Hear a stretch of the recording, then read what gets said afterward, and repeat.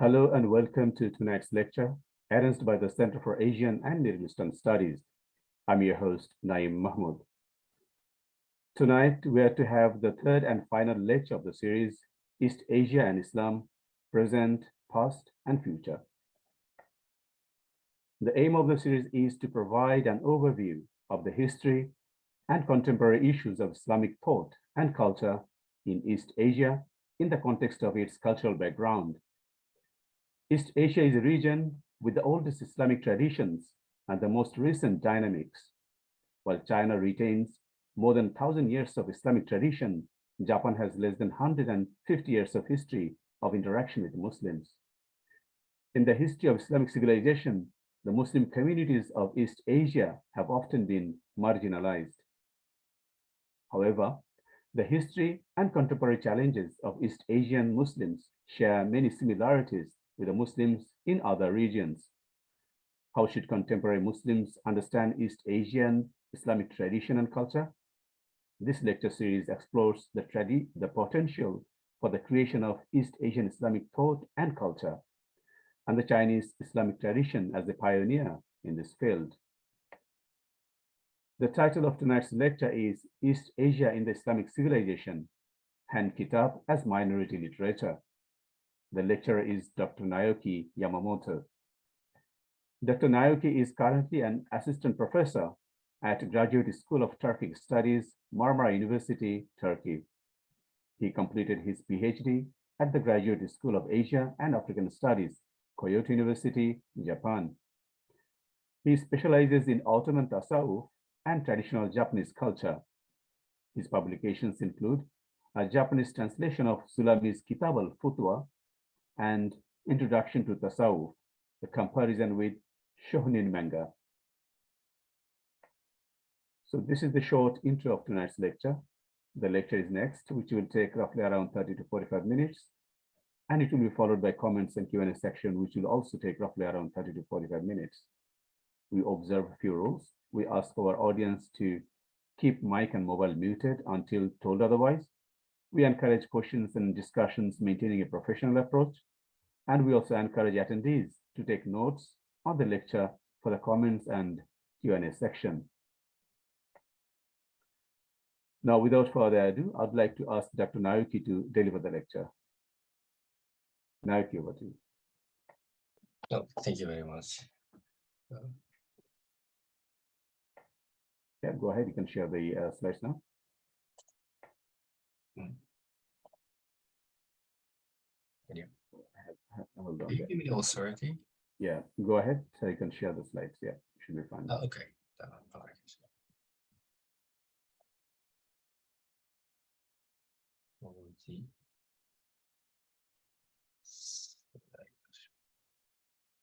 Okay. Bismillahirrahmanirrahim. Thank you very much for coming to the third lecture on my program. So today, as the Ustaz Naim introduced, today I would like to cover the topic about East Asia in the Islamic civilization. It means like East Asia as the part of Islamic civilization, and further, and also I would like to think that what we can learn from the East Asian like Islamic tradition. In this case, this East I meant what I meant from this East Asian Islamic tradition means like a Chinese like Islamic tradition, like not like Japanese Islamic tradition and Korean Islamic tradition. And before going to the main topic, I would like to cover, I would like to talk about the importance of contemplating about the East Asian Islamic tradition, because if you look at the like a current Islamic scholarship or like a current like area studies, we face like a serious I wouldn't say like ignorance, but the like indifference, towards like East Asian like Islamic tradition.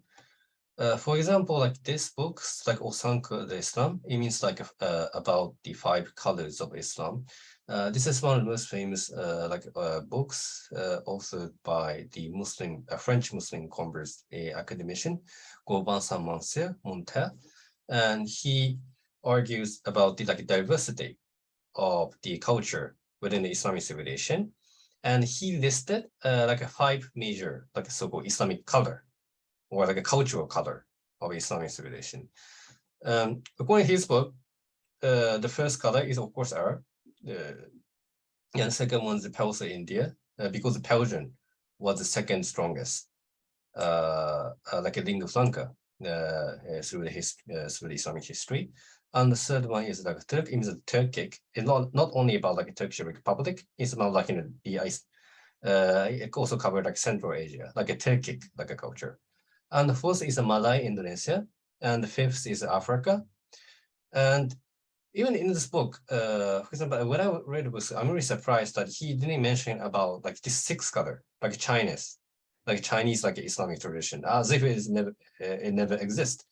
And of course, in the future, even in present, like he lives in the past, but if someone who will write like a similar content today, I'm sure we will also have to include like European like Islamic like a culture, or American Islamic culture, or Latin Islamic culture as well, because now we're facing like a more diverse like Islamic civilization right now.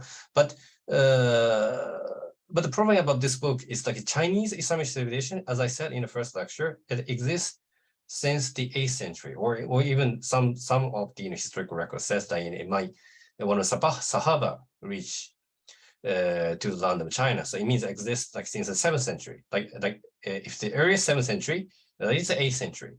So this Chinese Islamic culture is one of the oldest like Islamic culture in the Islamic history. But in despite of that, like in many academicians who are working on the Islamic civilization, or even the Muslim, like we forgot the richness of their like intellectual and cultural and sociological aspect of the Chinese Islamic tradition. And me, and also this Chinese Islamic tradition is really close to my heart as well as an individual, because I was born in Japan, and Japan is actually the part of Chinese civilization. So this Chinese Islamic tradition lies in really important like places. It means like this Chinese Islam is also the part of Islamic civilization, but also is a part of the Chinese civilization. So if we can learn, if we can use its richness, that it means like we can create like a bridge between the Islamic civilization and the Chinese civilization, which once exists and now essentially existent. The problem is like we have forgotten, most of us forgotten this importance. Okay, and when I talk about like the cultural diversity of Islamic civilization, I think the most important issue is that sometimes we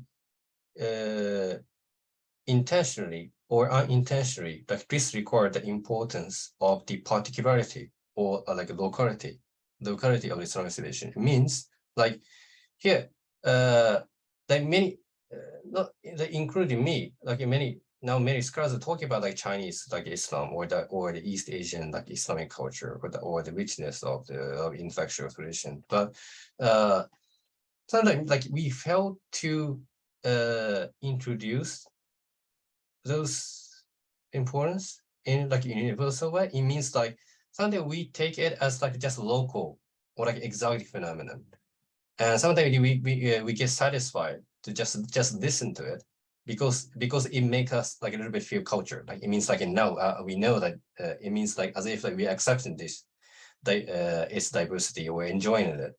But I don't think this is necessarily like an ideal attitude towards the like local Islamic diversity, because while some of the Islamic traditions see as like universal importance, but while we see the other like Islamic tradition as just a local and unimportant like a phenomenon.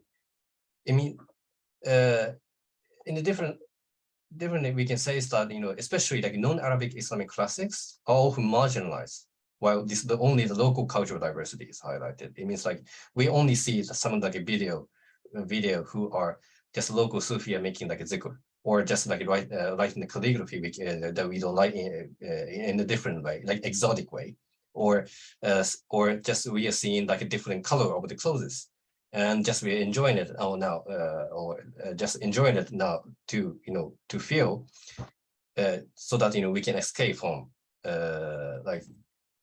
or the ignorances. But what I believe is that every local Islamic intellectual tradition has the universal message, or what we can do is that actually we have to acquire the perspective to learn the importance of it. For example, in this left side, I took it from one of the Chinese classic Islamic books, and I'm sure you can notice that it's written in Arabic. So the originally this book was written in Chinese in the 20th century, also called Madiani one, and when he was but he traveled from China to the northern India, and he translated his books into Arabic, and he published the Arabic translation of his book in the northern India, and one of the Muslim publishers in the northern India in the 20th century. So what is the message of this is that in the 20th century, those Muslim scholars, or even the Muslim audiences, that we can say, like they know the importance of observing the other Islamic tradition outside of the community.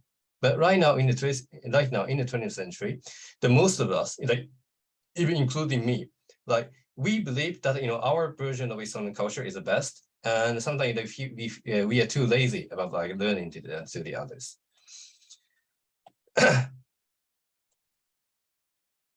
And this is not the case of this.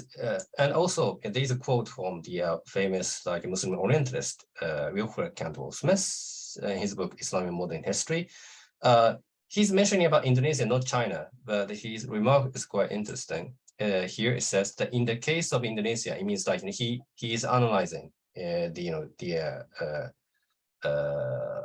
a current of the Islamic studies in his time. On the other hand, there has been a very serious disregard, both by Western students and even more striking by Muslims of other areas. So here it says that not only like Western Orientalists, but Muslims themselves are just disregarding the importance of Indonesia.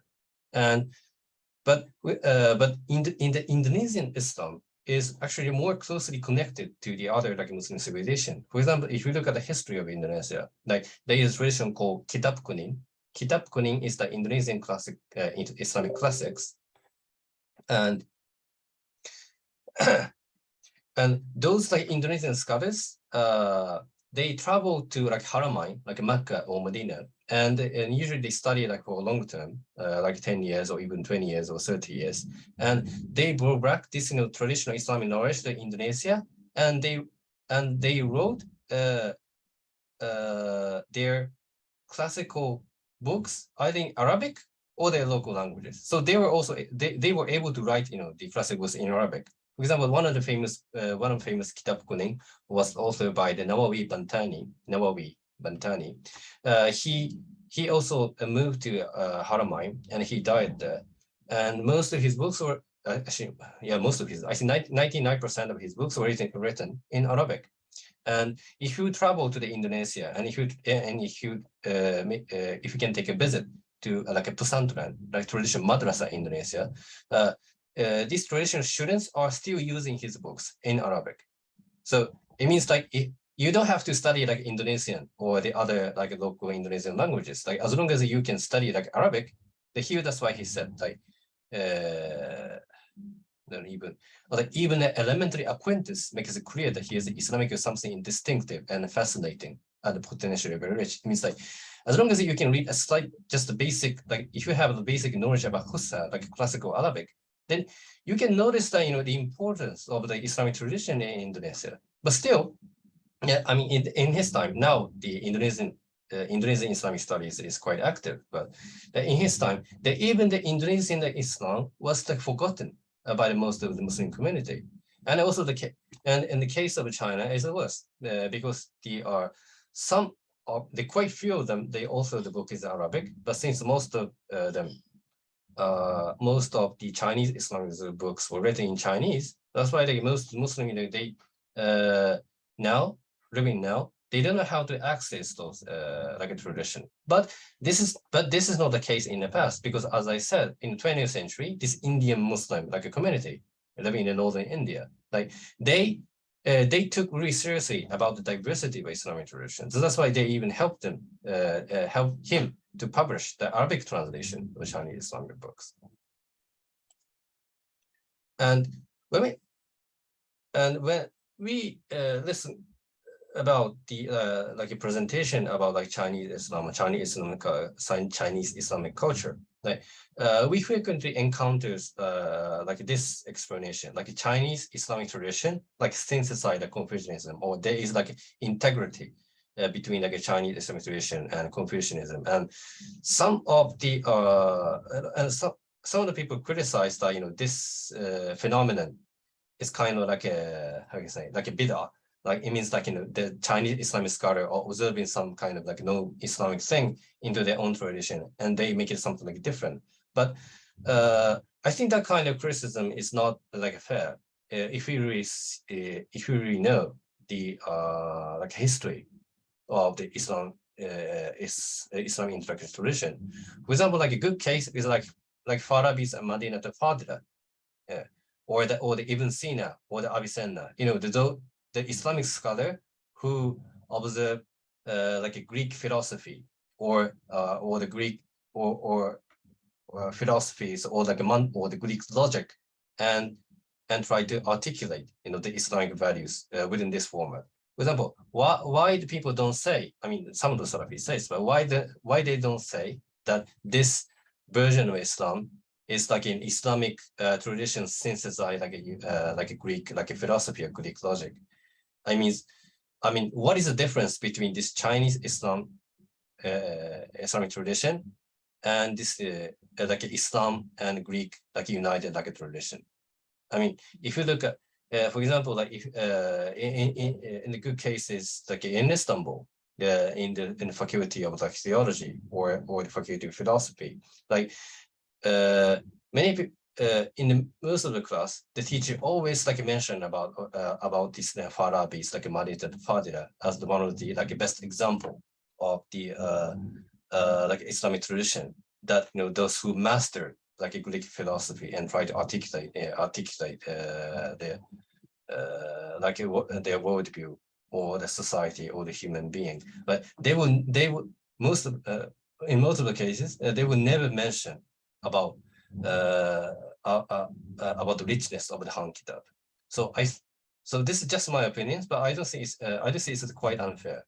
And actually this tradition also has a great potential because of this Farabi or the Ibn Sina or the Ibn Rushd.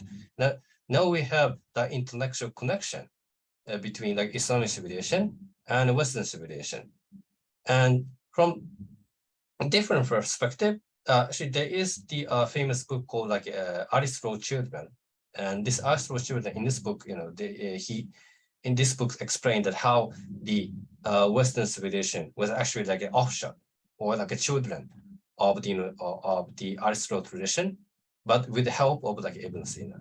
So here, this tradition like give birth like both Islamic tradition and Western civilization, and this Han-kitap is actually the Chinese version of this Farabi or Ibn Sina tradition. And some of the researchers claim that actually with the influence of the Islamic scholar, the Confucianist like philosopher, they developed the new way of the Confucianism, which is like a neo-Confucianism. I haven't like a closely look about check the historical fact of it, but I think there's so much thing that we haven't learned from this the Chinese Islam. And today today the main resources for the presentation is called Han-kitap, and this Han-kitap means Han is Chinese language and kitab means kitab. And this is also another beauty of the Islamic civilization. Like when there is like a Muslim community, like book is always called as kitab, especially like Islamic books. For example, in Indonesia, they call kitab kuning, yellow book, it means Islamic books. And I think Urdu is also same, they say the kitab. And in Bosnia, they also say kitab. In Africa, they also say kitab. And in Arabic, of course, it's kitab, this is Arabic. And in Turkish, they also use like a kitab for both like in books or in Islamic books. And other regions same. So this shows that how the Islamic civilization like cherish their intellectual like tradition. And by the way, but especially here today, I would like to introduce Han-kitap as like a minority literature. This minority literature means like how those Muslim minority try to survive in the non-Muslim world, and not only surviving, how they try to like develop, their own like a cultural tradition. Oh, and this is like a handwriting of this Han-kitap. Sometimes this is off the topic, so I'm not going to cover this today. But sometimes I use this Han-kitap for my like a calligraphy like practices, because this calligraphy is so beautiful, handwriting. So I'm also using this Han-kitap for my like academic like activities, but I'm also using this Han-kitap for like my cultural like a practice, or like a calligraphy and also design and such.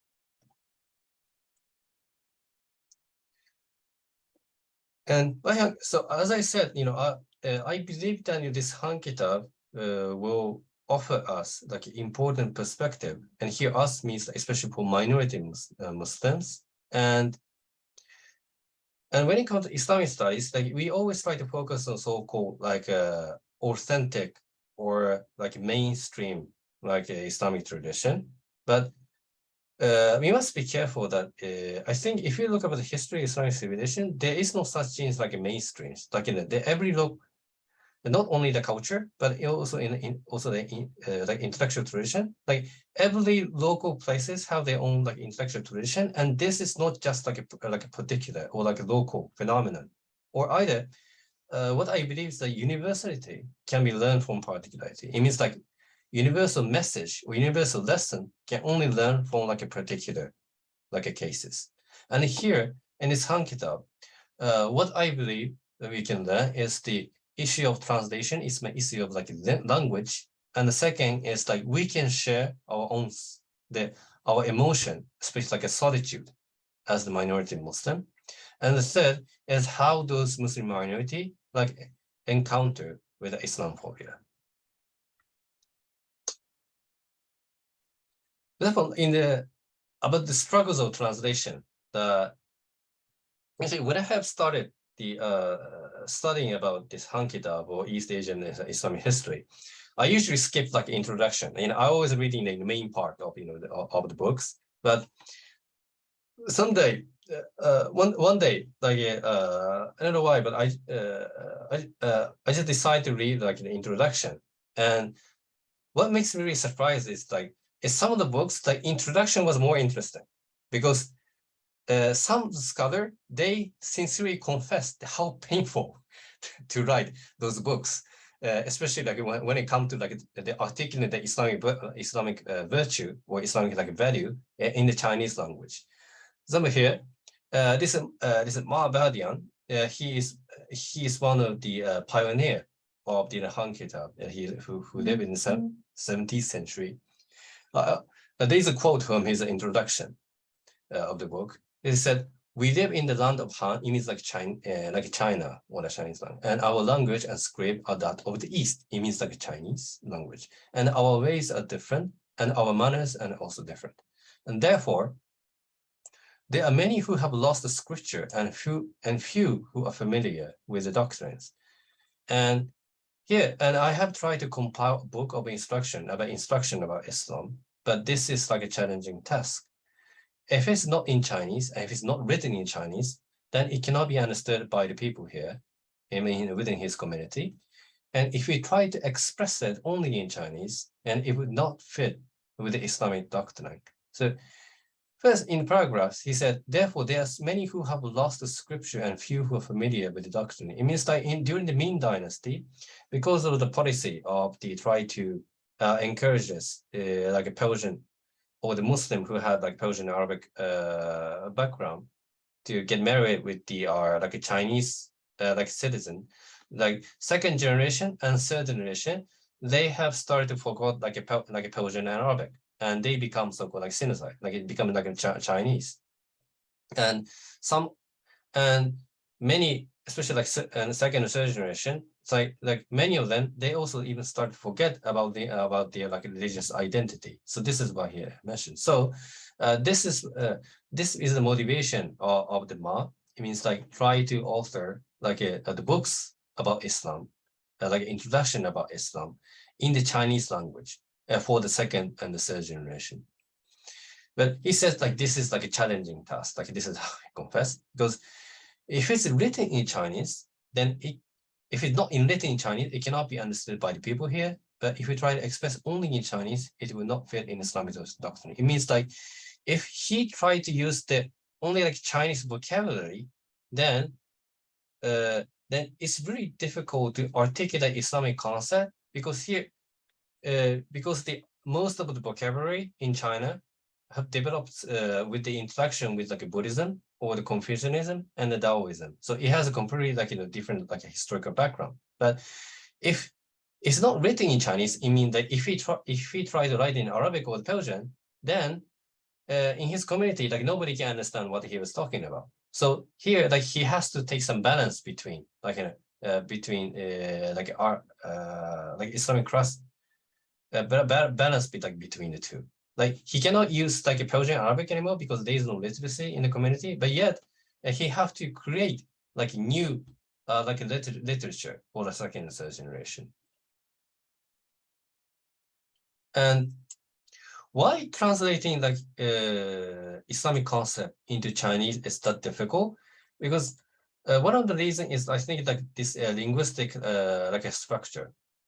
Like Chinese language is basically categorized logogram, or some people say diagram.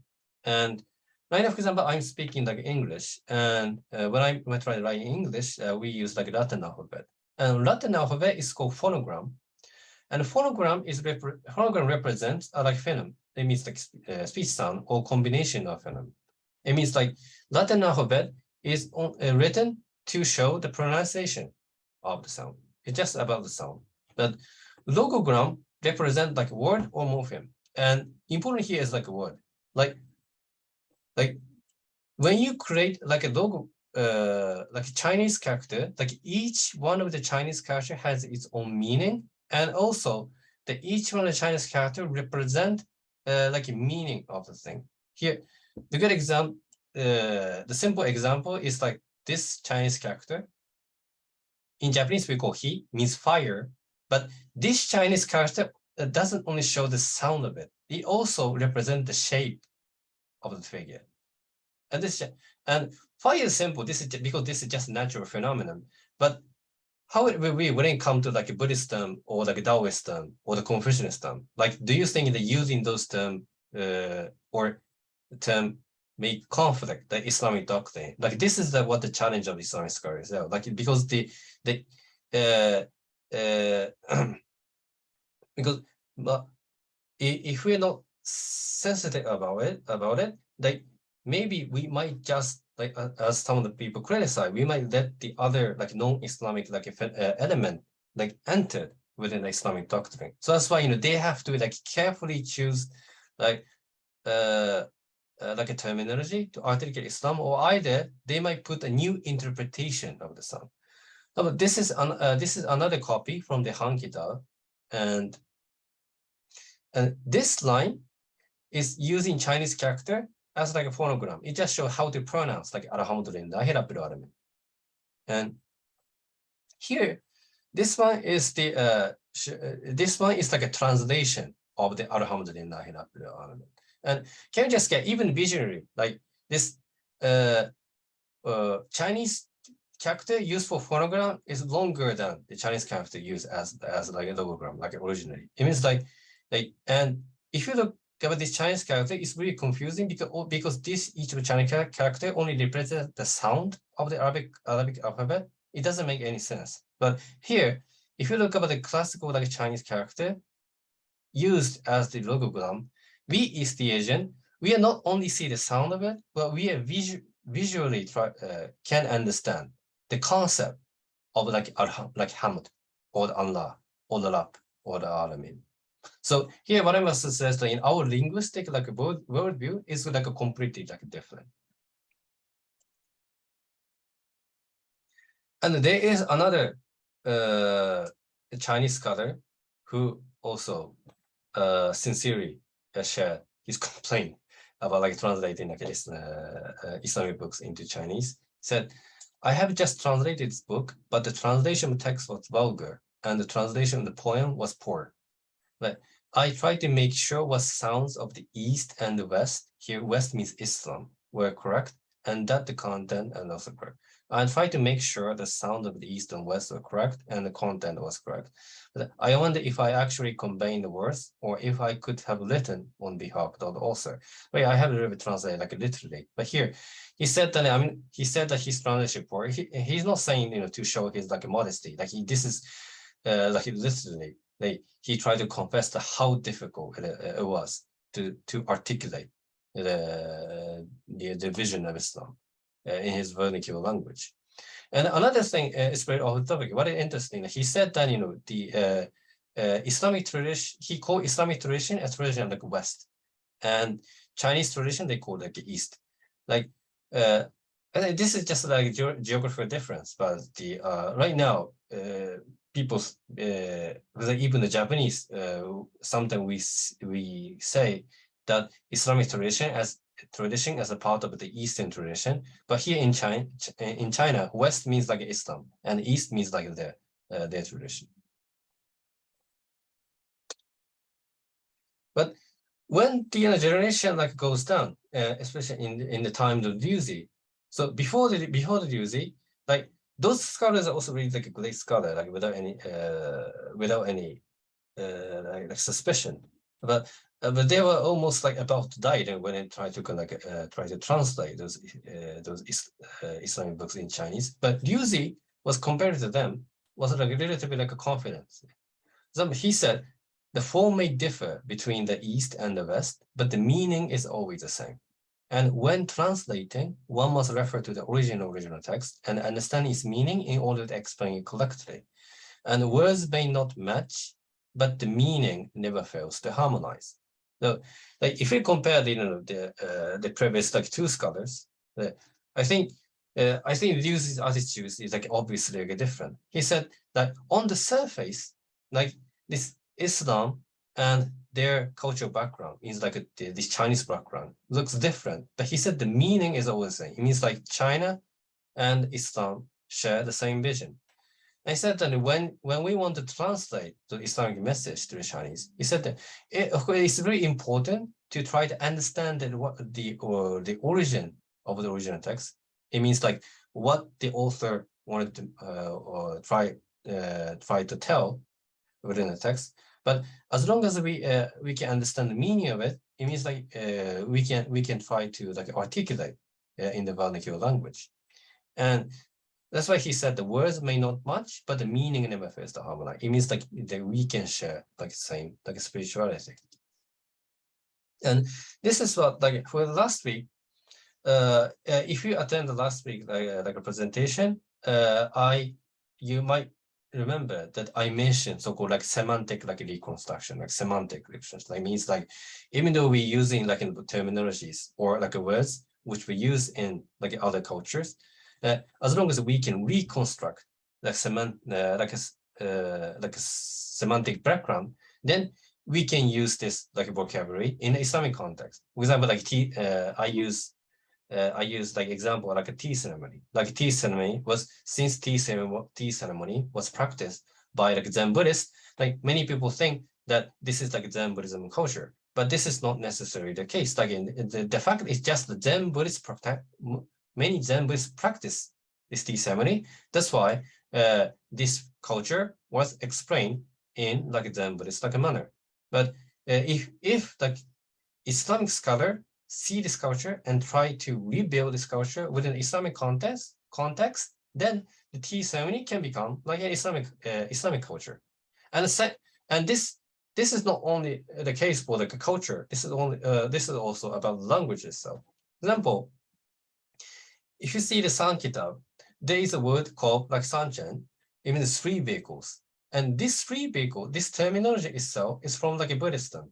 I don't know Japanese one. It's Seimonjo and Enkakujo and Daisho, and this means the first level of the vehicle is like a trainee who are taught and guided by the master, and in the second level, in the second vehicle, is the practitioner who are focusing to get the enlightenment, and the third level, the highest vehicle, is the one who gain the enlightenment and try to bring others the enlightenment as well.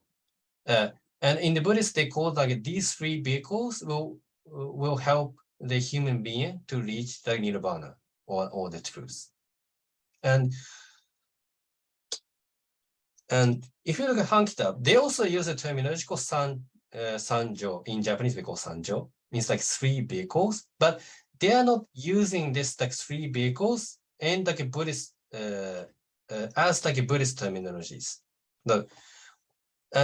This is a text from like Liuzi, but what Liuzi did is that reinterprets these three vehicles within the Islamic context. Then remember that words may not match, but the meaning never fails to harmonize. So he analyzed the meaning of these three vehicles. Like first level is to be taught and guided. Second is to become enlightened, means focus on to gain the enlightenment. And the third is to bring to the enlightenment. And he put these three vehicles, according to the Islam, is the first level is Sharia, and the second level is a Tariqah, and the third level is the Hakika. And if I analyze, the like references the Islamic scholar use it, and I think he took this, he referred the Najmuddin Kubra or the other like Persian scholars like Tasawwuf literature, and they also explain about the three levels of Tasawwuf. And I'm sure everyone, the first level Sharia. The Sharia is like like a level of the like a layman. It means like the people who needs to get the guidance with the master or the teacher who master the meaning of Sharia. And the second level, like a Buddhist like a terminology, is the one who entered the Tariqah and become the murid, and who try to focus on his like reaching to the truth. And the third level is Hakika. The Hakika is a level of the Shaykh or the Murshid. And if you look at the like Sufi literature, many Sufi literature said that the level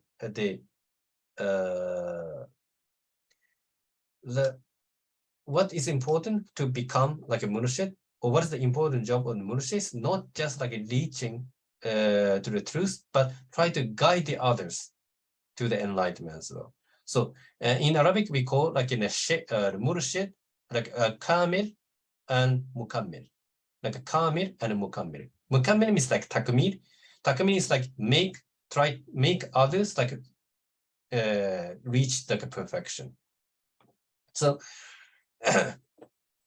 so he didn't use this three vehicle as like a Buddhist term, but he tried to extract the structure or the meaning of these three vehicles and reinterpret it and try to articulate in an Islamic way. So the last week I said this, semantic, the importance of like semantic reconstruction to create like a Japanese Islamic culture, but this is actually not my idea. Like I got this inspiration from the Han-kitap or like a Chinese like Islamic scholar. But since I'm also the part. I'm also the human being who live in this East Asian civilization. So in this case, like in this Chinese Islamic scholar is like a pioneer, and actually like a best of the scholars who mastered the semantic reconstruction. And if you look about the introduction of the Liuzi, like he might look the really confident like figure, but actually it's not. Like he also confessed the other complaint, but he didn't complain about the difficulty of translation, but what he complained is about his loneliness within, like as like a Muslim intellectual who live in like a non-Muslim like a land. And this one is the usually also one of the famous biography of the Prophet in Chinese in Sirah Nabawiyya.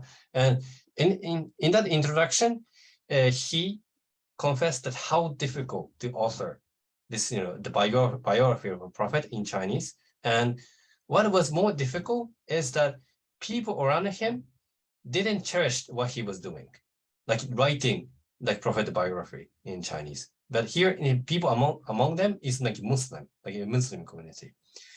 And this is the poem that he wrote. He said, "I have no friends to live with, and I have no comrades to work with. And my relatives and close friends say that I spend my time doing unproductive things. And I never felt relief in my heart. I never once felt relief in my heart."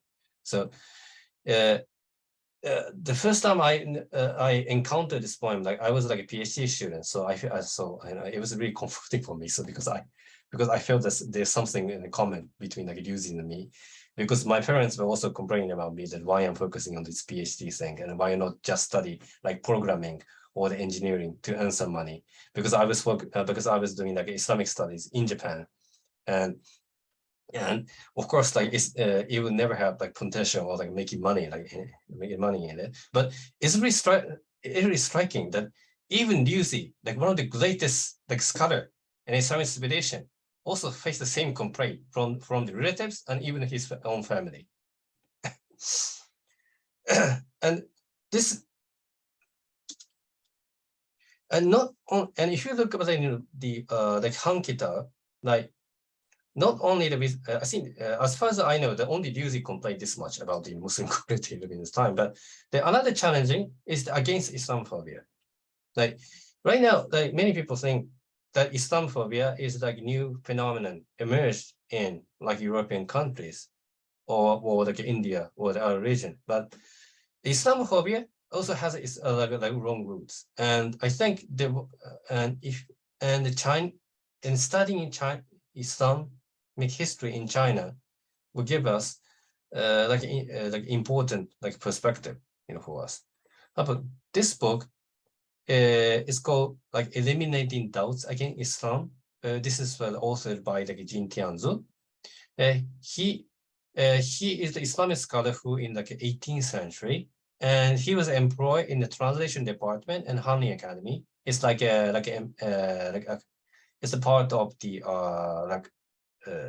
in the imperial, not imperial police, but this is the one who focusing on like translating like foreign books in the Chinese language, and he was the head of the like Islamic section, and he authored this book, like Eliminating Doubts Against Islam, in 1738, which is considered the first book written to identify the cause of prejudice against Islam and Muslim in China. But not only in China, but actually, if everybody knows that, is there any like similar books, like the books who are trying to like fighting against Islamophobia in the classical period, like before the modern period? I would like to know, because I want to like compare with it. But so far, like I only find this book, especially in the classical period. And this one is also like the other Han-kitap, like introduction is really like interesting, like even given the energy. He said that those who believe in other religion do not understand our practice, and their doubts have not been removed for 1,100 years, like 1,100 years. And they here means like non-Muslim Chinese. They still do not know why we have these beliefs and practices, because they have not studied the books of Islam. And ignorance increases suspicion towards us, and the negative rumors about Islam like flourish. And what makes me really emotional is that he said that these doubts have not been removed for 1,100 years. It's not about like 200 or 300 years. It means that more than 100 years. And here And here he listed, what kind of like a prejudice or like allegation like he faced it when he worked in like a translation department, in this handling academy.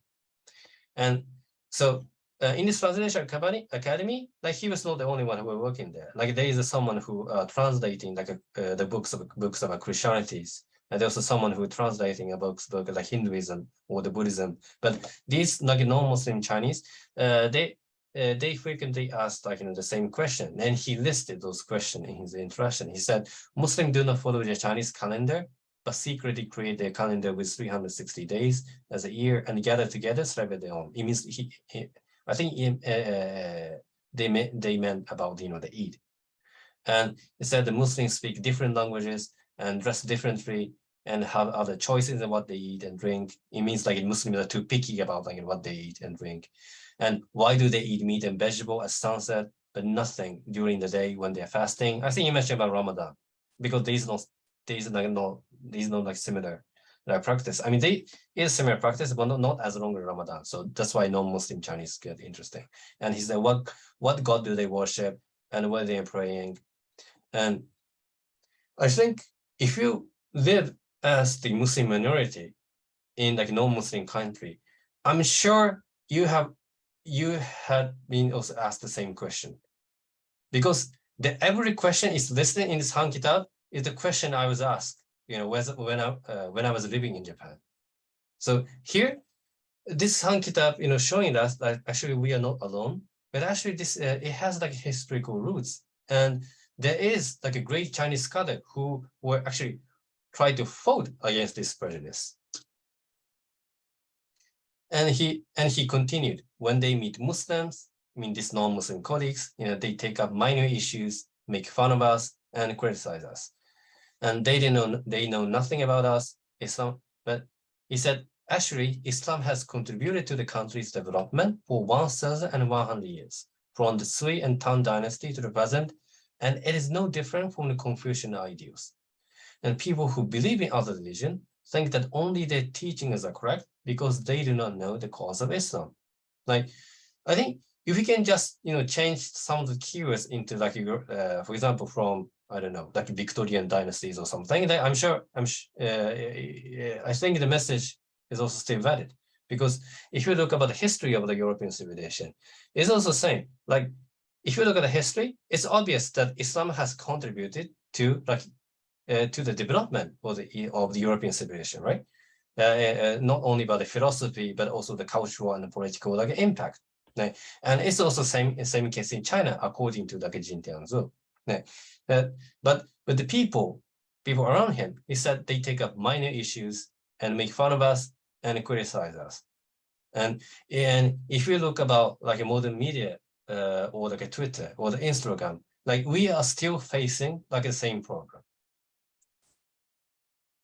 So, and here it was really it's really like a detailed discussion, so I didn't mention. But but what is great about this Tian Tanzu's books is that not just listing the prejudice against Muslim, but he tried to answer, and he tried to make a clear answer to eliminate the doubts. And furthermore, he said that Muslims are the real practitioner of the Confucian ideals. In other words, he said that the Chinese Muslim are like a real Chinese, or he said like we are more Chinese than you do. Like he criticized the other like non-Muslim Chinese that they claim that they believe in like a Chinese ideal, but they are not practiced. But here the Jin Tianzu, he emphasized that Chinese Muslim are those who believes in like a Chinese like traditional East Asian values, but also Chinese Muslim they put in practice as the form of like a salat, also like a zakat, or like a fasting during Ramadan. And this is really like a kind of say, for me, not only like comforting, but it's really like encouraged me to be proud of like East Asian like a Muslim, not just like as academic books, but as like a literature, because this is also what I've been thinking. Like like what is the meaning of like being like a Japanese Muslim, or what is the meaning of like East Asian like a Muslim, like living in the 20th century. And sometimes, I feel I have lost it, like a courage to continue to keep my like Muslim identity in a non-Muslim country. But what Jin Tian said that we should be proud of being Muslim. Like we should be proud that we are like more East Asian than the other like non-Muslim East Asian. So that's why I'm saying that this Han-kitap is not only like a classical book, but this is like in the minority literature. It means like this is like a trace of the efforts of the Muslim minority living in East Asia. And from this perspective, like this East Asian Islamic history is not just like local or like exotic, like a fancy thing that we can just talk on when we have like a tea or just having dinner. Like this is like a sincere like record of the Muslim minority, and why not like people who are living in the 21st century cannot learn from them or cannot get inspiration from them. So it may be a little bit like off from like academic researches, but this Islamic classical books is not only for like writing like academic articles or writing or authoring books or try to get like higher points when in your career. Like this will help us to rebuild like a stronger identity as the Muslim minority. So that's why I keep saying that we can read these Chinese classical books as like literature, like we can read for everyday life. And this is actually one of the quotes from my favorite Japanese manga, and it may look often, but in my brain there is a strong connection. This manga is about the one teenager who are playing like a Go. It's a traditional like a board game in East Asia, and there was he studied this board game with the master, but it's gonna be a little bit spoiler. So if you're interested, don't listen to what I'm saying. But this master disappeared, and his friend, but after disappearing his master, he continued to playing this this board game. And in an important final match, he lost, and he got devastated. But the opponent opponent asked him that why you're still playing this board game, and this is the answer of the protagonist. He said to link the far past with the far future. So to link the far past with the far future, it means like why he's playing the board game, because he loves his master. And he loves the whole ancestor who played and developed this board game. And this is one of the most like touching thing about the Japanese manga I have read. But this is also why I'm studying this Chinese Islamic classic. Like this is not only for myself or not for like academic endeavors. Like I also want to link the far past with the far future. It means like I don't want this Chinese Islamic scholar get forgotten, because they are like a great ancestor who survived as the Muslim minority and fought against the solitude and fought against like a prejudice, like Islamophobia, and also those books. So it is up to us to link this far past and also like to like next generation, like with the far future. Like now we are living in like between this past legacy in the past and also the future for the next generation. And now I read the article. Now the 1 in 5 in 1. I think now in around 20% or 25% of the Muslim in the whole Ummah is living as like a Muslim minority in some way, like people who live in like European countries or like in Japan, or as like Rohingyas or like Indians. Like now we have like so many like Muslim minorities in our community, and for this like Muslim minority, like we can create our own intellectual vision. Like there is like studies called like fiqh like akaliyat like fiqh for minority Muslim. And in the same way, we can also create like fiqh, the Aqidah or the Kalam. No, there is no Aqidah for minority, but a Kalam for like Muslim minorities, or Tasawwuf for the Muslim minorities, or even the literature for the Muslim minorities. And I believe this Han-kitap can offer us this really inspirational perspective for the Muslim minority to create their own life tradition. Yeah. So thank you very much. Like this is all what I to talk for today's presentation.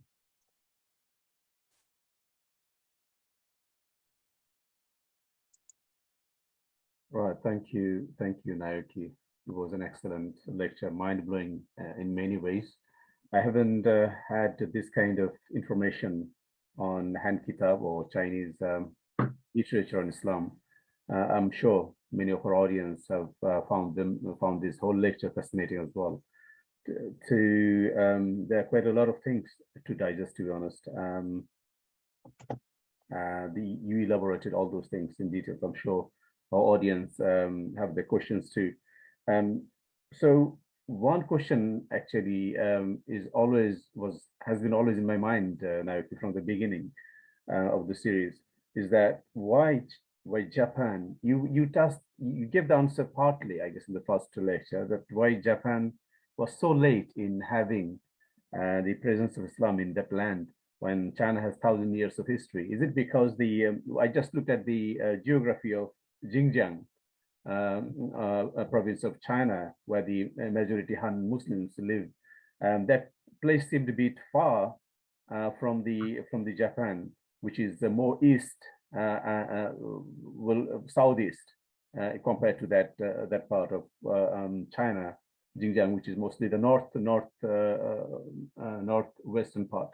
So there's 1,000, thousands of miles apart, these two regions. Is it because of the geographic terrain that stopped Islam to travel from China to Japan? Or I understand that Indonesia, Malaysia was a bit this side east, but not close as China is close to Japan. So what was the main reason? Your understanding that it was maybe just on the 150 years of history of Islam in Japan. Like, to be honest, I think this is one of the great mystery of the history, Japanese history. Like, if there was a time machine, like I would definitely want to use it to ask like the Japanese locals in the 14th century or 15th century. But I think you're right. And one of the main reasons is like geographic, like environment. But yet, I don't think this can be the only one answer, because Christianity came from Spain, or in European countries, which is far away from Japan, but yet to reach to Japan with a missionary. And also, if you look about the culture of Okinawa, Okinawa is a southern island in Japan, and before the modernization, there was like an independent kingdom, the Okinawa kingdom. Now Okinawa is a part of Japan, but actually it's not. Like Japan occupied this island, so that's why now it's part of Japan. And if you look at the culture of Okinawa, like you can see the trace of the Islamic influence, especially. And if you look at some of the vocabulary in Okinawa, like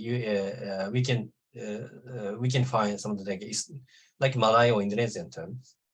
It means like in Islamic terms in some way. But I think the major factor would be, I think, the Christian revolt, which occurred in Japan in the 14th century, 15th century, and it gives like a big trauma for the samurai government time, and even because of that, they close, the like island, Japan, so that that no one can enter without permission of the like a samurai government. So that's why and this sanction lasted at least like 300 years, and this sanction ended when the American ship entered Japan and threatened to open it. And this is how the modernization started in Japan. Okay. And at the time, the Protestant was introduced, through through the West with the Western culture. So in some way, I think Muslim didn't get like a appropriate opportunity to introduce Islam to Japan, like with the millions of like unfortunate the historical events. One is the Christian revolt, and another is the sanction, and also the modernization through the Western powers. So. Yeah, that's so interesting. You talked about the minority issues or the problems of Muslims in China. I guess this is the same scenario in almost all the Muslim minority, all the countries where Muslims are the minorities. But in fact, what happened is like interestingly, in many Muslim majority countries, some might argue that some practicing Muslim feel themselves as minority as well. So, so that is the situation. Of course, there are other explanations for that as well. So let's go to the audience. I'm sure many of them have questions. Ruba, do you have anything in your mind you want to ask too? Yes, I have a few points. Thank you, Dr. Naoki, again for this amazing presentation. There's a lot that I learned, definitely. I had a few questions. I made some notes. Some of them are small, so I'll just shoot them. You in the beginning, you made this distinction between non-Arabic Islamic classics as classics versus local cultural diversity.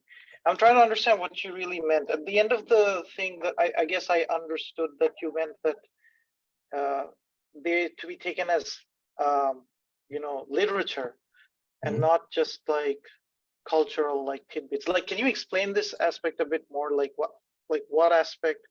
I mean, is it the aspect of benefiting from it or inculcating it into the philosophical discourse of the world? Something like that? Is that what you're getting at? Oh, sorry. So what I meant is that we tend to cherish or we tend to see. We tend to cherish an Islamic classic, written in a classical Arabic language, and we also see only this as a authentic Islamic tradition, and also we are a little bit now lazy to learn other Islamic language like Indonesian or Urdu or or the Turkic language or Persian or the Chinese to try to extract universal message to develop Islamic studies this way. So I guess my next question is in line with that, and that's you mentioned three terms: the to be taught and guided, to become enlightened, to bring to enlightenment. The three are those Confucian terms or? Oh, this is wisdom. That wisdom, yeah. So here my question is, in this you use the English term enlighten. My question is in Chinese, is there this word or this concept does have this idea of being enlightened with light, like the way it sounds in English, or if in Arabic you would say munawwar, or like the nur of ilm coming in, right? Is the idea same in Chinese philosophy as well? Gaining knowledge, is it related with light as well? There is also a similar vocabulary which talk about getting light means getting enlightened, but usually most of the cases they use more reaching to stage of truth. This is how they describe. Okay. Or that's very or sometimes they say reaching to the other shore. Shore means ocean. Right. Yeah, and right. Here it is the other shore means reaching to a truth or a level of the truth or level of certainty. So there's a sense that truth is something not immediate. It's kind of like you need to traverse a large distance to get to the truth. There's this sense to truth in the Eastern. Yes. Chinese. Because in the last week, I explained that the East Asian civilization is a civilization of Tao. Tao means like a path. So it means like to get enlightened, first you need to practice from your own. Like in Arabic, we call like uruj. Uruj means ascension. But here you like your own effort, and this practice must be like guided by the master. See, this is like one-to-one like relationship, or will help those like practitioner to reach to the truth. So this reaching to the other shore, or sometimes they say that climbing the mountains, or some people say like diving into the deep ocean. Like these like vocabulary explain about the importance of the continuous practice in the whole life. So that's very enlightening, because that gives a sense that like something difficult or something worth pursuing or something truth doesn't really, I mean, there's no really shortcut to it, right? I mean, this is a universal message that somebody could, so like even interpreting Islam in the East Asian languages, it seems that as like language as a tool given by God, it's a way to see different aspects of the effort to reach the truth, right? Would you say that would be an example of how we can benefit from these from wisdom of the Eastern translations?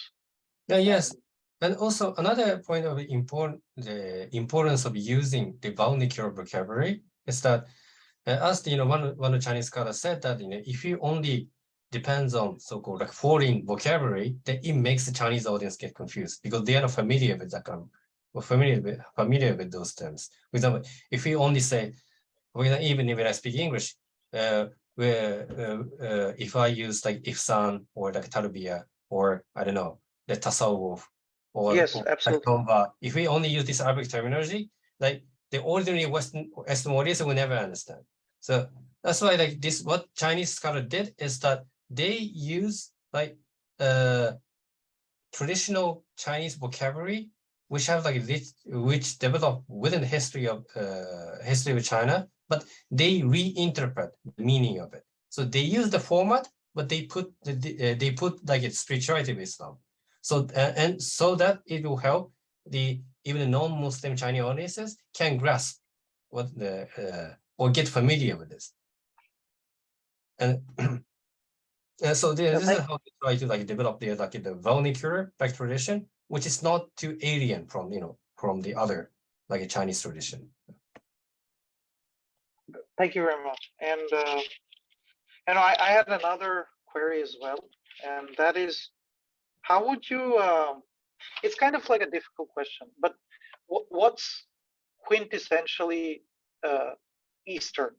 And I know by Eastern, Chinese and Japanese people see themselves as sort of different. I understand, but if you can mention for both areas, or both China and Japan, like what is something very unique in the philosophy? Actually, my question is specifically like this. In Chinese philosophy, like Western philosophy has certain characteristics. Similarly, in Chinese or Japanese philosophy, what stands out to you as a uniquely deep and something very different from the other ways? Like, because you've learned the Western ways, you've learned the Islamic different with Muslim ways, and you've also an idea about the Eastern ways. So to you, what is the most something that we can learn from, which we don't have in these other places, like either the West or the other cultures Islam has been in? Yes. Oh, I have a clear answer for this. Like, I think what makes East Asian Islamic culture or intellectual tradition unique is this concept like Dao, like path. Dao. Yeah, this Dao also means like hakika, but also Dao also means like practice, and Dao also means like a method. And this is not only for like Islamic tradition; it's also like Islamic culture as well. For example, in the last week I said like this tea ceremony originally means like a path of tea, and kendo or the judo, like kendo means path of sword. And here, if you look at the Han-kitap, Chinese Islamic kitab, they said, actually it was a word of Liuzi. It said that practicing Islamic ritual means ibadat is the path of cultivating yourself. He also used the word Dao, like Dao of cultivation. So Islam is a Dao of cultivation. And the other Chinese Islamic scholar said that actually Islam is the perfection of Dao. Islam is the perfection of Dao. So not only the Chinese Islamic culture, but also Japanese traditional culture, and I think also same the Korean culture or the philosophy, they all use this word Dao. And this Dao, and this is like a process or like path of the cultivating yourself, and or the seeking the harmony between the macrocosmos and also the microcosmos. And in the future, inshallah, if we can also create like a Japanese Islamic culture, like I think the essence of Japanese Islamic culture would be like in this philosophy of simplicity, like philosophy we call wabi-sabi, philosophy of simplicity, because this is how the Japanese scholar, like Japanese like intellectual, claim the uniqueness of the Japanese aesthetics. But also in the same way, actually, I would like to ask, for example, like Muslim in Europe and Muslim in America as well, like what makes like European Islamic culture, like European Islamic culture, or what makes the American Islam also American Islam? Because now there are so many, now there are like even hundreds or even thousands of the scholars living in Europe and America. So I'm really interested, like what would they say that what is the essence of, for example, like British Islam, or what is the essence of like German Islam, or what is the essence of American Islam?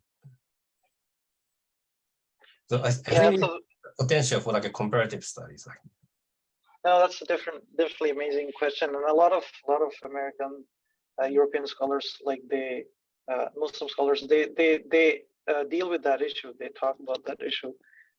But you mentioned Dr. Umar Farooq Abdullah, Saint Sheikh Hamza Yusuf also talk about this. They're trying to create an indigenous American culture where they kind of take, they don't disturb the aspects of the Western culture that doesn't conflict with Islam, and they don't want to.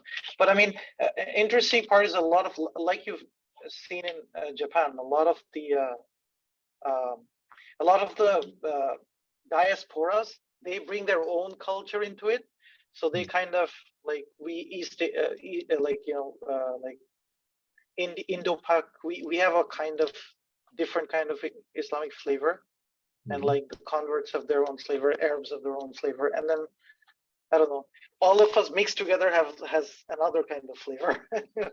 When we come together, we have so what I guess in a nutshell, you're saying that there is no one flavor in the West of Islam, right, or Muslims.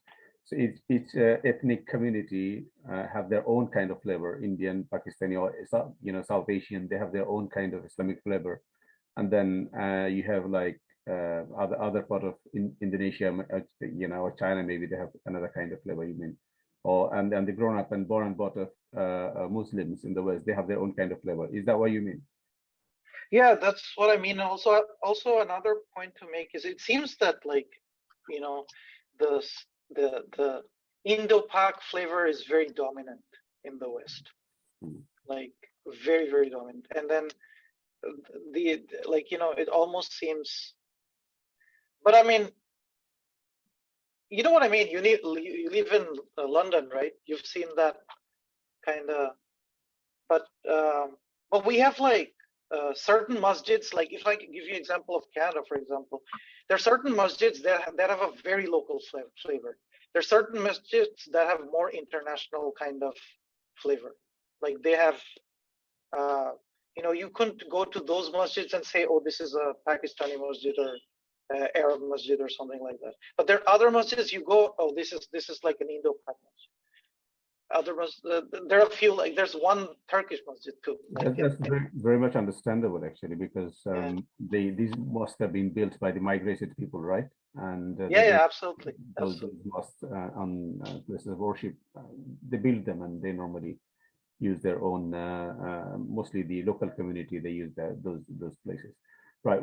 There is one interesting question from Shabaz for you, Naoki. What he said is that you mentioned the challenges faced by the Muslim scholars in China when they develop Han-kitap and this kind of literature there. Do you see similar kind of hardship the Muslim communities or Muslim scholars are facing in Japan or will be facing in Japan as well? Yeah, I think so. No, we are exactly experiencing the same. Like that's what I said. Because when I read like using introduction, like I felt that as if I was writing that in the complaint about difficulty of translating the like Arabic or the Persian book into Japanese language. And also, as I said, my friends and also relative or even my family sometimes says that why I'm doing this Islamic studies that instead of a programming or system engineering. And also, I fortunately I didn't encounter like really serious like Islamophobic behavior, but even without bad intention, like ordinary Japanese ask me like why sometimes why I have a beard, you know, when I have a beard, or why you dress different, why the Muslim dress differently. Like I dress like the Japanese did, but sometimes I when I work with the like Muslim friends. One of my friends were wearing like traditional like Indonesian clothes and also like a shadow water kameez, like in South Asian like a clothes. And they said why, and the other Japanese friend asked them that why you dressing differently, but and they also asked them why. And with them now I'm Muslim, so I don't eat pork. But I remember that many Japanese friends asked me why I'm so picky about the food. Actually, as I said, every question that Jin mentioned in his book is exactly the same question I faced, and it was like like 200 or 300 years ago. And he even claimed that this prejudice, lasted for more than 1,000 years in the land of China. And this is actually not makes me feel depressed, but as I said, it was really like encourageable because we are facing the same experiences which the Chinese Islamic scholar did in the past. And if you look at the history of China, it said even though they faced difficulties, they were able to keep their own identity, and even say they even claim that they are proud of being Chinese Muslim. Like and this is like that's why I said this is not only like a classical book, it's like a literature, or even like this is like a guideline for me that how I can be like a next like proud like a Japanese Muslim minority. Like, and this is not only for like a Chinese, like this is also his message is also aimed for like a Muslim minority living in Europe, and also the same in America. I said like if we can translate those books into the other language like Arabic or the English, like we can learn a lot from this heritage. Yeah, so answering the question, yes, I'm also facing the same things like in Japan. So it could be a complementary. I'll go to Moti Rahman next, but a complementary question to that as well is that, do you think, I mean, of course, after accepting Islam or converting, whatever it is, when you accepted Islam, did you face any, well, you faced a bit of, kind of difficulties in the society. So now you're in Turkey at a university. Is it because for your own, it cannot be called a migration because you went there by yourself to study and for knowledge. Was there anything that pushed you to go there, or you did it by purpose as a means of learning more over there, or any kind of the prejudice or kind of thing that you faced in Japan? That's why you had to go there, or you did it, in purpose? Oh, the reason I moved to Istanbul. No. You moved to Turkey, for example. Reason to move to Turkey, right? Mm-hmm. Yes, like the one reason is that if we had like if we have like Liuzis or Jiantins, like the kind of great scholar in Japan, like I might stay in Japan to work. But the problem is you can keep I think you can keep the Muslim identity in Japan, but but if you want to develop the Islamic scholarship or the Japanese Muslim, like we need more like a stronger education like environment. And so this is what so this is one of the main reason now I'm working in Istanbul, because in Istanbul, like Istanbul is not only for the Turkish citizens as well. Now we have many like Syrian scholars, also people from there, from Egypt or the South Africa, or the West Africa, or India or the Pakistan. Now Istanbul is also like becoming like a center of the Islamic scholarship, and this is really helpful for me and also helpful for my like Japanese Muslim students. Like what I'm encouraging is that I encourage them to stay in Turkey like 3 months or 6 months, or if they can apply for like a master or PhD, you know, they can stay like 2 or 3 or 4 years to develop their Muslim identity, or even to get a strong like Muslim education, and I encourage them to go back to Japan. Like, and this is also what the Islamic civilization experiences in the past. For example, in the case of Indonesia as well, like when in the early period, this is also a process of this identification and translation and articulation. Like in the early period, Indonesian, they were building like traditional madrasa or like Sufi lodges, but since their education environment is not enough, they travel to Haramain to study traditional Islamic knowledges, and they brought it back to their own country. And some of them, they settle in Haramain so that they can form like Indonesian like Muslim community in Makkah and Medina. And this mobility is actually to help the Muslim community to build their own like Islamic culture and an Islamic community and all over the world. And I'm so in this sense, I'm imitating this like Chinese Islamic method, and also Indonesian or the other marginal like Muslim like a history. So like learning how to articulate the East Asian, learn how to articulate the Islamic concept, the East Asian vocabulary, and also I'm imitating this mobility or the cosmopolitanism on the Muslim community in the past. So this is one of the reasons that I'm working in Turkey.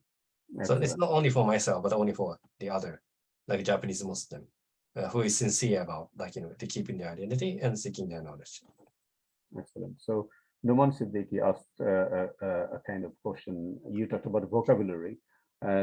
What he said, is there new vocabulary emerging due to Islam in, well, maybe he's referring to in Japan or East Asia.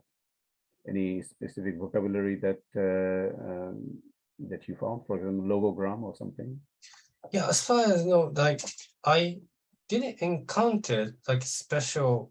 I mean, in terms of like phonogram, like there are so many like new terminology because it's just a phonogram. So like Ifsan or like or like Rahman or Tatawa, like if they use like Chinese as phonogram, there are so many like Islamic new terminologies for Chinese audiences. But as for the Chinese character, I never encountered like a new Chinese character which was invented by the Chinese Islamic scholar, because this Han-kitap tradition, even though the Muslim community existed since 7th century or the 8th century, this Chinese Islamic classics tradition emerged from either 14th century or the 15th century. So it was relatively new to the Chinese Muslim audiences. So most of the vocabulary was already established and set up. So that's why like instead of like creating the new vocabulary, they choose the existing like vocabulary, but they put a new interpretation of it. Excellent. Excellent. Right, Moti Rahman, I think you're patiently waiting to ask you questions, I guess. No, it's very enlightening. Thank you, Dr. Naoki, again. And it's just made me understand a bit of my home country of my forefathers is Bangladesh. And historically, it was a Buddhist place just before Islam entered. And I can understand why, as soon as it entered, very swiftly, maybe in a couple of hundred years, people just converted to Islam. And the main reason is Sufism. And that goes with the Tao philosophy, I think, Buddhist and Tao philosophy about the path and Tariqa. So that's one thing. The other thing in today's lecture, the language, I had no idea about how the Japanese Chinese script is.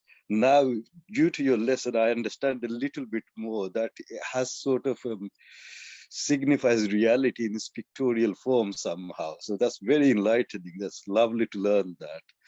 And the other thing is when we're talking about universalism and particularism, I mean, think about the universal kindness of a person.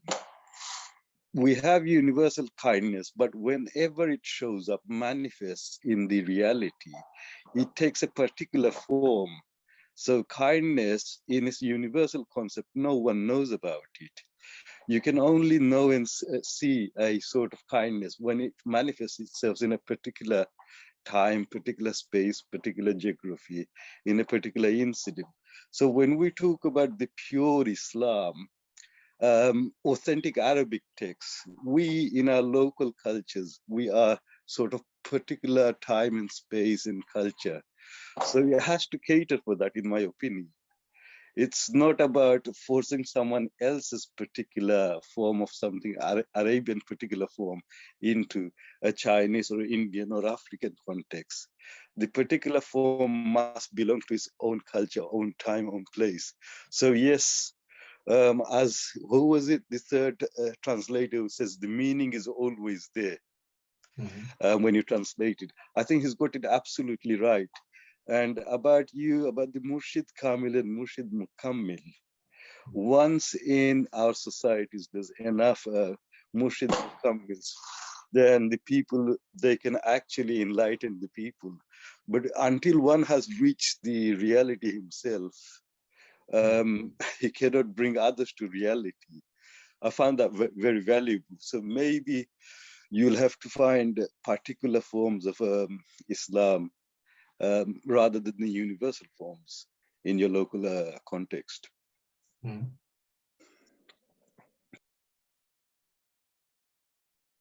yeah, thank you very much for your comment. And also, you know, it could be the answer to your comment, but yeah, I also want to emphasize that, when I said that we tend to only cherish like Islamic classic written in Arabic, it doesn't mean that, it doesn't mean that we have this kind of like centrism from the very beginning, because during the presentation, I also introduced, there's one Chinese scholar who traveled from China to India, and he translated in the book into Arabic, and this northern Indian publisher, he published it.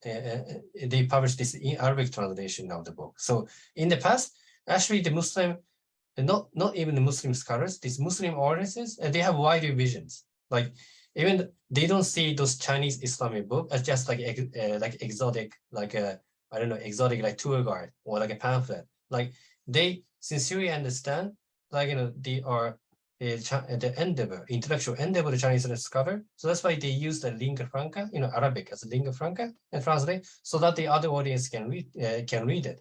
And also this is the same. Also the Kitab Kuning, Indonesia is also same.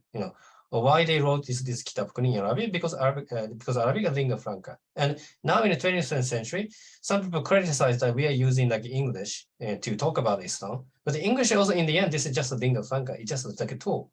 And as long as we acquire like a proper perspective, as you said, like if we know that each of the manifestation actually has a universal message, like this English is also just a manifestation of the logos, and if we have the proper perspective, actually Islam can be also like Islamic language, and I think English is already an Islamic language.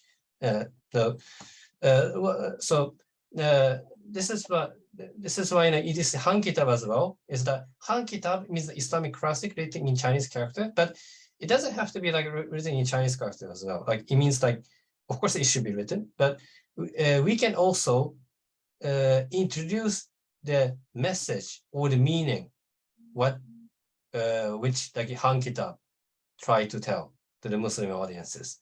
So that's why I emphasize this Han-kitap as like a literature for the Muslim minorities, so that we can learn this like historical like lessons, and from the heritage. Jazakallah, that's really beautiful, really beautiful. And I can see very swiftly you'll move, inshallah, because the culture, there's a parallel sort of path in there with the Islamic path. And when it breaks, it will be very fast. Yeah. A quick note. Thank you, Moti Rahman, for your elaboration of point. A quick note with Naoki, your localization of Islamic culture. I guess my humble understanding is that whichever land Islam went, it became part of that land, and the Islam was localized with the local culture and tradition. For example, that's why you see the Muslims in Turkey, they have their own culture and dress, which is different to Indian, Pakistani, Bangladeshi, or even East Asian, Malaysian, Indonesian Muslims. So you've got a variety, and you're living in a place where there's a rich diversity of Muslims and their cultures and their kind of dress up, all those things. So that is one of the beauty that Islam doesn't clash with unless it is not clash with the fundamentals of Islam. Islam adopts the local culture and local traditions. So right, Rubaiyat, do you have anything to add to it? Or Sophia, do you like to raise your point? Or anybody else wants to add something? We are really at the end of the program, so we want to wrap it up quickly. I had my little son is making a lot of noise, but I'll try to speak over him. Like I had the language, the logogram, right? That was fascinating for me. I mean, I knew about this before, but I just thought that, like, the way we understand Arabic is very central to understanding Quran, and because Quran is as revelation, Arabic is very. So, like, I just want your comments about, like, does the way you write or represent language, does it have a different effect on the way you understand the world? Like, I don't know, like what like maybe in linguistics, like they study languages and all these things. Like, do you see like do you see some insight?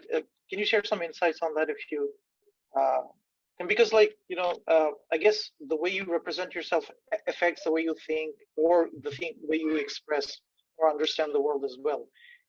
Do you have any insight on that? Oh, yes. It's just from my own experiences, but for example, if I, when I live in Turkey, many people are using like a voicemail, when they contact in WhatsApp, they will just put in the voices. But for me, it's so difficult to understand, like, because as I said, like, I don't know, maybe it's a similar case in Chinese and Korean as well, but for Japanese, we are not just reading the sound of the language, because since we are using logogram, this Chinese character, that when we reading these Japanese sentences or Chinese sentences, we also try to, like, we are also understanding the meaning of this letter, like, visually. Like, when we, as I said, when we see the word fire, we're not just reading the sound of the word fire. Like, that shape is actually represent the shape of the fire. And this is also another reason. I mean, sometimes I quoting on the copy of the manga, the comic book, because what's comic book? It's not comic. It's not for comic. Like, it's not just having fun. Because since we are understand this word visually, so this manga is our language. This is not just like a picture. So it's also like a part of our from a part of like linguistic worldview. So not only like Turkish like voicemail, but also like Latin alphabet is the same, because Latin alphabet is just a sound. Like, and if you don't know about like Latin like original terminologies or other language, like this is just like a continuation of the sound, right? So that's why like I still remember, like when I was like 10 years or like 11 years old, it was so challenging for me to study the spelling of this the English.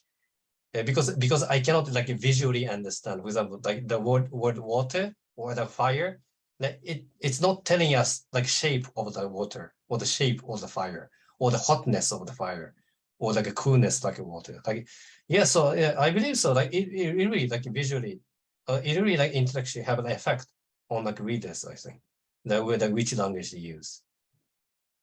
So that's amazing, because I wonder like how like abstraction, right? Like something like the concept of God, like maybe a specific question. What's the character for God, or what are the set of characters for God like in both Chinese or Japanese? So in the Chinese and the Japanese, we use a different like Chinese character. But the Chinese character we use, Japanese use for the word God is the right side is like a table, and the left side is like it represents like a table. It's able to give like a sacrifice for like a divine being, and the right side it represents like a bolt lightning, like a volt. So this shows like a Japanese understand like a divine being is kind of like a manifest is the so natural disaster is like a manifestation of this divine being, and we make like a ritual towards this divine being, so that divine being will give us like no harm as the form of like a natural disaster. So that's why if you look about the one Chinese character, this Chinese character has a history in it. Oh, thank you very much. That's amazing. That's a great insight. So Yeah, what and happens also is like like, other Han-kitap, like this Islamic scholar, they always struggle to teach, like in the Chinese audiences, that how the concept, the divinity of Allah, like Allah has no shape and no color, and like this like transcendent, like the being. that's very interesting. One of my I had a Japanese colleague before, and his name was Hideki. So and he said, I asked the meaning. He said the meaning of Hideki is a shepherd or something. And I said, how do you write it in Japan? So he said, when I write it, I draw a kind of forest or jungle, and someone standing next to that. So that kind of thing, pictogram, gives the way he writes his name in Japanese. So it's totally visual, as you said. The water, the fire that you draw and write in Japanese is totally kind of give us a sense of picture that you can not only hear, you can imagine, you can see that as well. So that's quite fascinating, which is totally opposite to the alphabet in the West that we're used to. So I guess well, there's a interesting question from Rifa there. What she says is that she's understanding the masters, the way the masters established in the Eastern culture is different than the Western culture, and which emphasizes the divine establishment of God to man.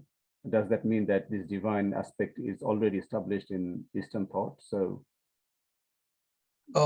Yes, actually, I want to elaborate this in the next series, like this manga and Star Wars like series, because this is what I mean. Yeah. Could you elaborate that series a bit, just a bit intro to our audience, so that they have a bit of sense what is coming up?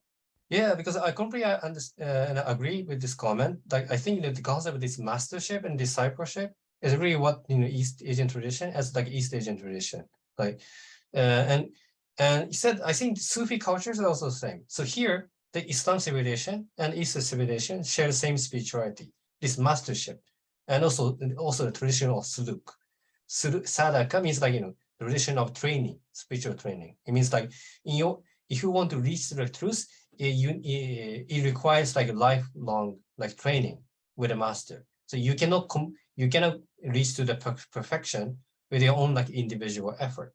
But if you look at the like Western philosophy, like not even like postmodern or modern Western philosophy, even modern like Western philosophy, for example, there is like a form of art called perspective, like perspective art. It means like you put your eyesight in the center of the picture and try to like draw like buildings or anything like according to the distance of it. So it means like if you draw a picture from this form of the perspective like drawing, then you can clearly see the distance from this destination and yourself. So I think that this is about, especially like modern Western philosophy defined about the process. It means like you already know the goal, you know where to go, and I think this is based on this this is also based on the understanding that there is like a clear hierarchy about set by God or either human reason or the way, and you can all see the whole picture.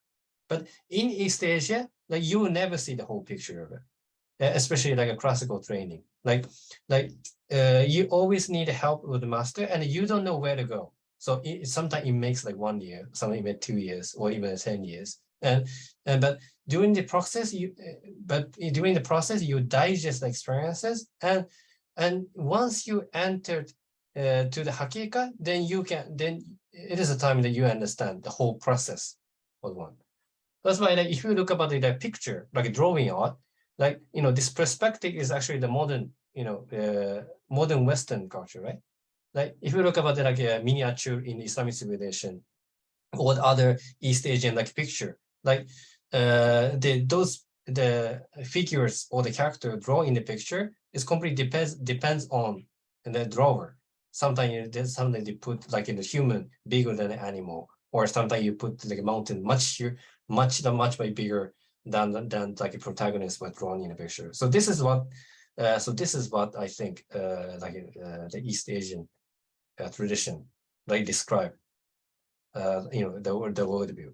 And I think this still affects on the humanity in those Western culture and East Asian culture as well. Because I'm frequently use like an example like a manga, Japanese manga. Japanese manga is not like popular like a pop culture, just like not mere pop culture. Because especially if you look at the shonen manga, Naruto and One Piece or Demon Slayer or the other assassination craftsman or so on, still there is like a common theme, which is like a mastership and a discipleship, and there is no like a clear path to reach to the goal. Like you always like need to consult with the master during the processes. But if you look at like Star Wars, like the original series, the Star Wars, like from episode 4 to episode 8.